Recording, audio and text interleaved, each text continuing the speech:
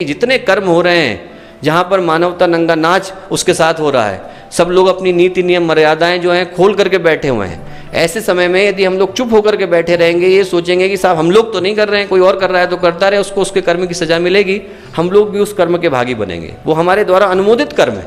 हम लोगों को इस समय में जिम्मेवारी लेने की आवश्यकता है दोस्तों, प्रतिकार करने की आवश्यकता है। प्रतिकार करने के लिए हम लोगों को ऐसा नहीं कि वो हाथ में तख्तियां उठाने की आवश्यकता है, सड़क पर जो है बस फोड़ने की आवश्यकता है, निरपराध लोगों को सताने की आवश्यकता है। लोग सोचते हैं प्रतिकार का अर्थ होता है कि हम सड़क पर धरना देने के लिए निकल जाएं, ये नहीं है। कहीं पर अश्लीलता हो रही है तो ऐसा नहीं है कि हम सिनेमा घर में जाकर के पत्थर मारेंगे, ऐसा नहीं है कि हम लोगों के घरों में जाकर के ताले लगाएंगे।